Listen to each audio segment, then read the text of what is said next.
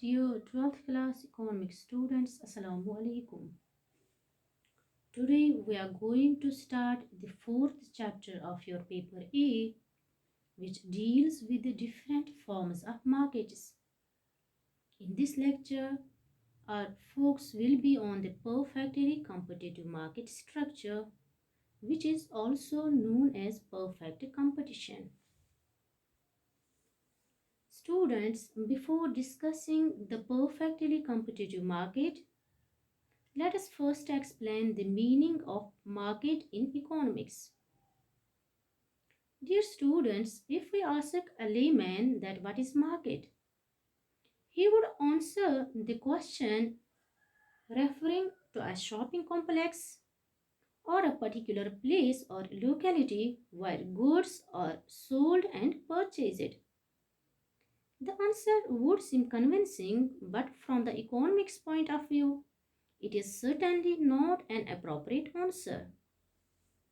In economics, the concept of market has a special meaning.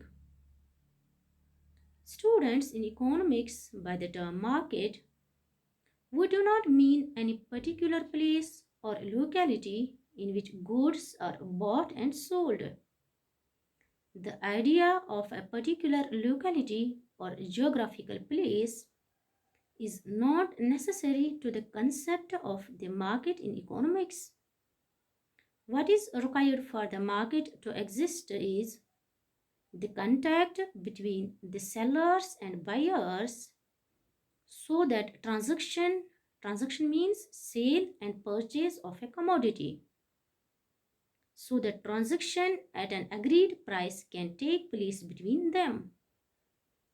The buyers and sellers may be spread over a whole town or a whole region or a country, but if they are in close communication with each other, either through personal contact, exchange of letters, telephones, etc., so that they can sell and buy a good or a service on agreed price, the market would be said to exist.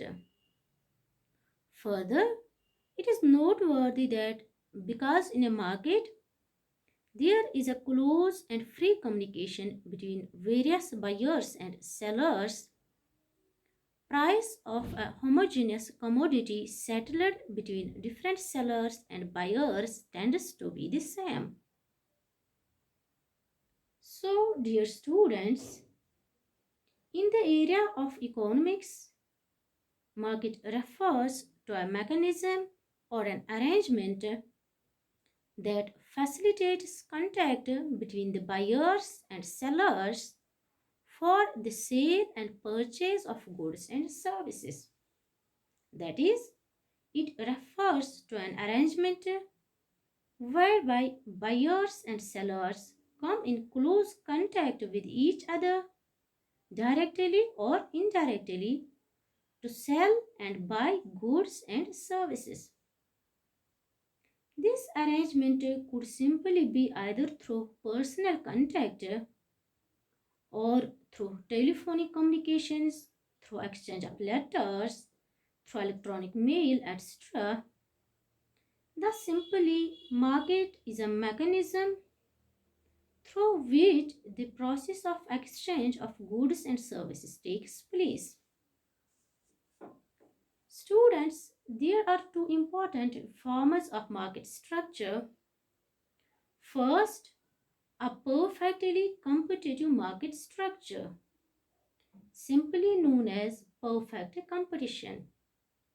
And second, imperfectly competitive market structure, or simply referred as imperfect competition.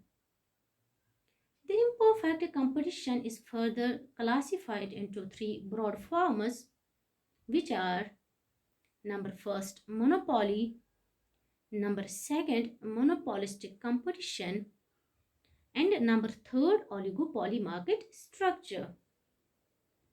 In this lecture, our focus will only be on the perfectly competitive market structure.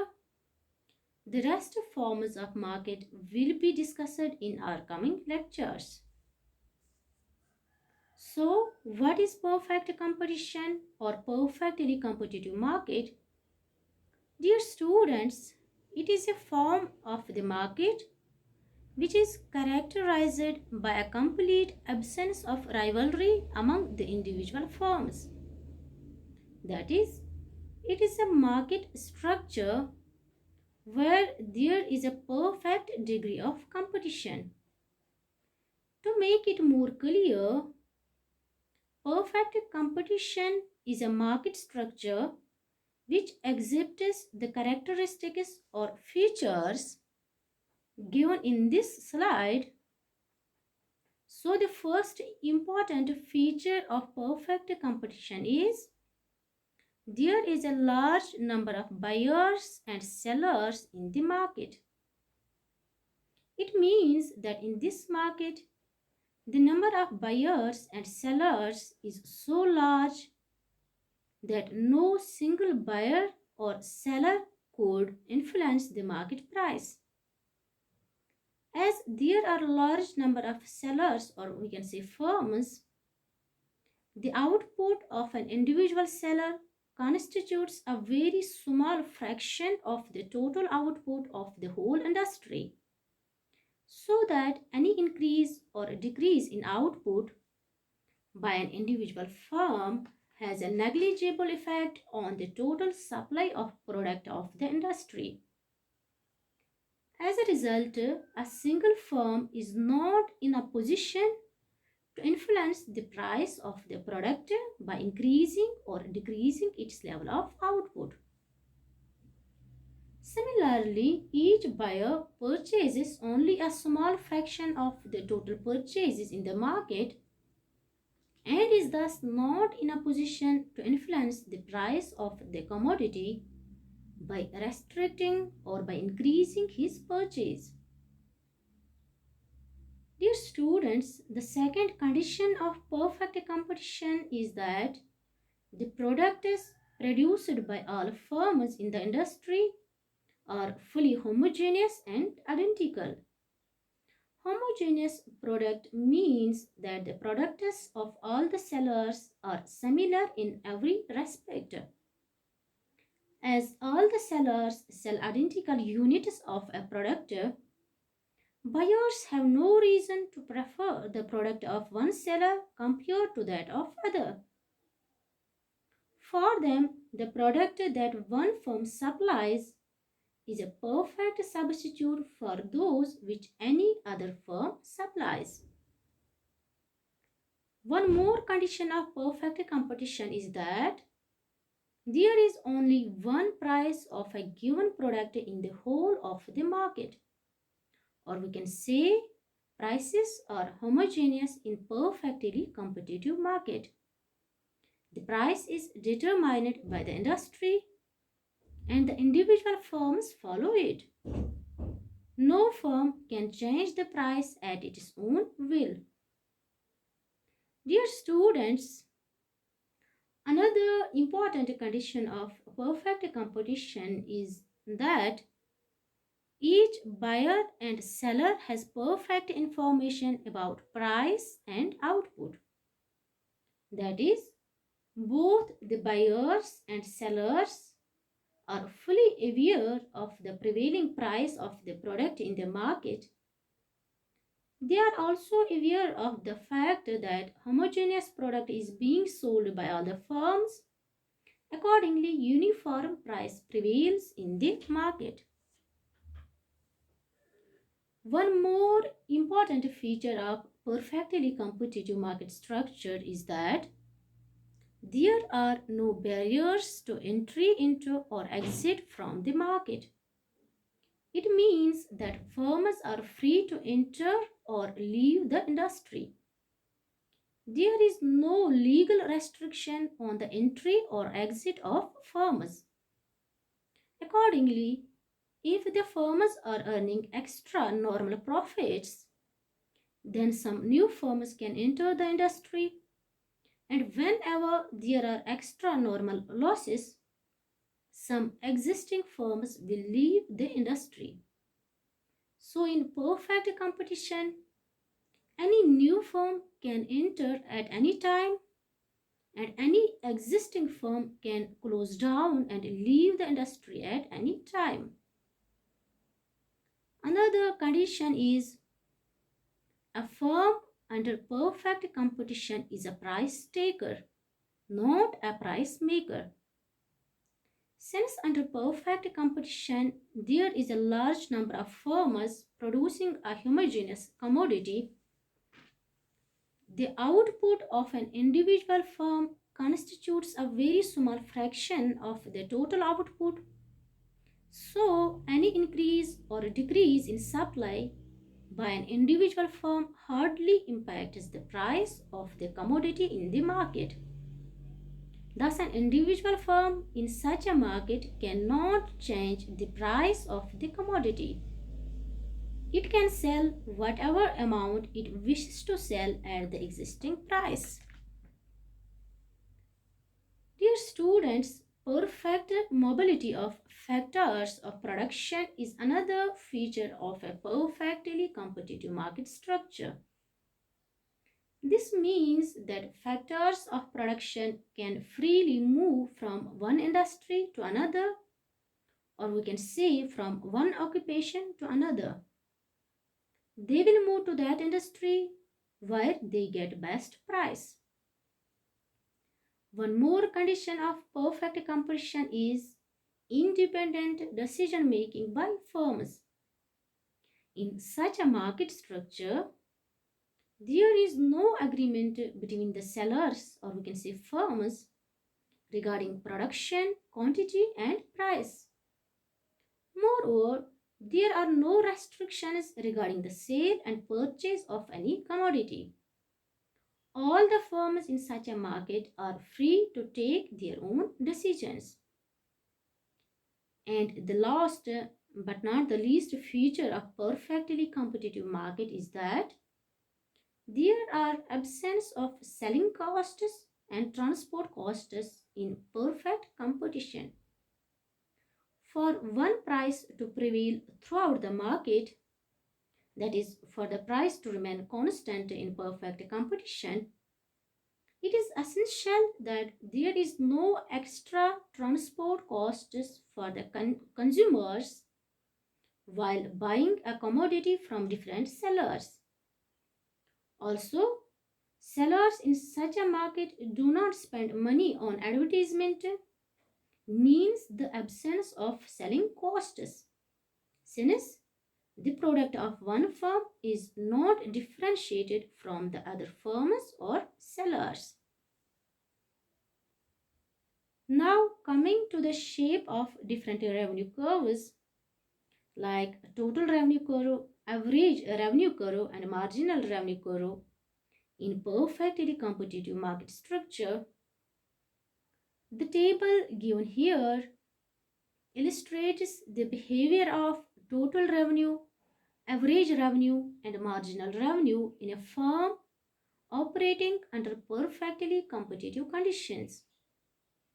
As already discussed, that a firm facing a perfectly competitive market is a price taker. That is, it sells its product only at the given price or the price that prevails in the market as determined by the forces of market supply and demand. If a firm tries to sell at a price higher than the market price, it will lose all its customers. As can be seen from the table, the price of the product is constant throughout, which is rupees 5. Accordingly, constant price means constant average revenue for a firm, which is equal to total revenue divided by number of units sold. Marginal revenue, which is equal to change in total revenue divided by change in output, is also constant, that is equal to rupees 5. As the price of the goods remains constant under perfect competition, total revenue increases proportionately as volume of sales increases. That is, it increases from rupees 5 to 10 to 15 up to 25, or we can say that the rate of increase in total revenue, which is the marginal revenue, is constant. So from this table, we can see that in perfect competition, price is constant and the price is equal to average revenue, which is also constant, and both are equal to marginal revenue, which is also constant. That is, price, average revenue and marginal revenue are same in case of perfectly competitive market for all levels of output sold. Now look at the figures in this slide. In the left hand, we can see that a firm sells its product at the given price, which is equal to P, since price is given at, or we can say constant in perfect competition.